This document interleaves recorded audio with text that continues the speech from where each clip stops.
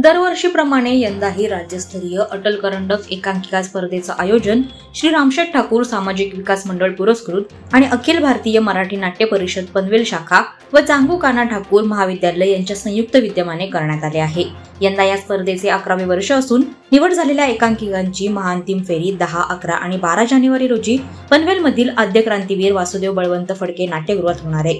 विजेत्या एकांकिकेला 1 लाख रुपये आणि मानाचा अटल करंडक देऊन मान्यवरांच्या हस्ते सन्मानित करण्यात येणार आहे। तसेच सुप्रसिद्ध अभिनेते आणि दिग्दर्शक सतीश पुळेकर यांचा गौरव रंगभूमीचा पुरस्काराने सन्मान करण्यात येणार असल्याची माहिती रामशेठ ठाकूर सामाजिक विकास मंडळाचे अध्यक्ष आमदार प्रशांत ठाकूर यांनी पत्रकार परिषदेत दिली।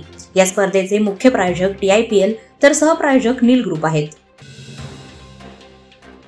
रोहा तालुक्यातील धाटाव MIDCतील जुनी कंपनी कलर केम मात्र सध्या नव्या नावाने प्रचलित असलेली U-Bag कलरेंट्स इंडिया लिमिटेड कंपनीच्या बंद गोदामाला अचानक भीषण आग लागली। यावेळी आगीनं रौद्ररूप धारण केलं होतं।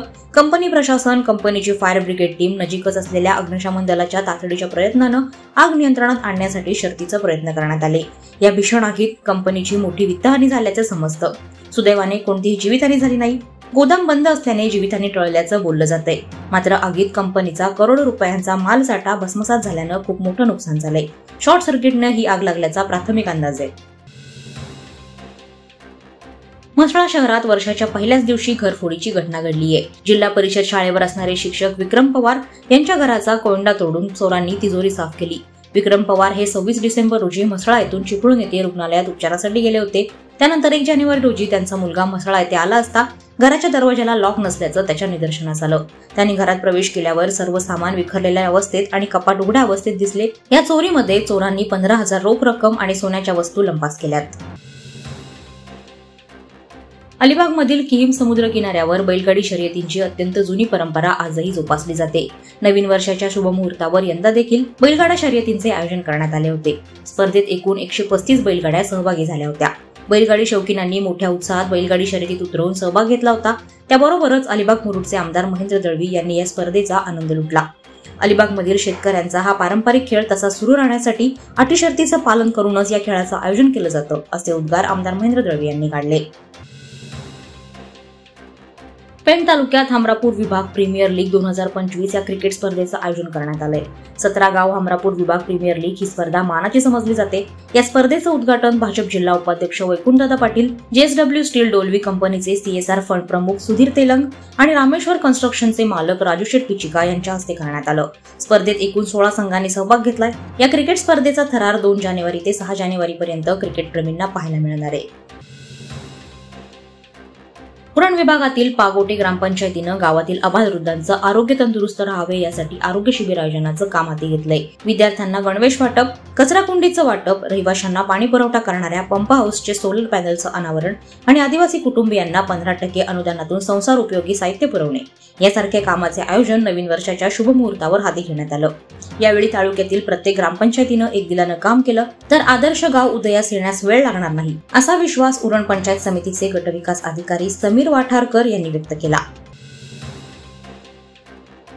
कामगार नेते व ऑल इंडिया सीफेरर्स युनियनचे अध्यक्ष संजय पवार यांच्या आजवरच्या सामाजिक कार्याची दखल घेऊन त्यांना शिवबा विचार प्रचार प्रसारक मंडळ ट्रस्ट कडून 1 जानेवारी रोजी किल्ले रायगडावर छत्रपती शिवाजी महाराजांच्या सत्रेवर शिवरत्न पुरस्कार देऊन गौरवण्यात आलं।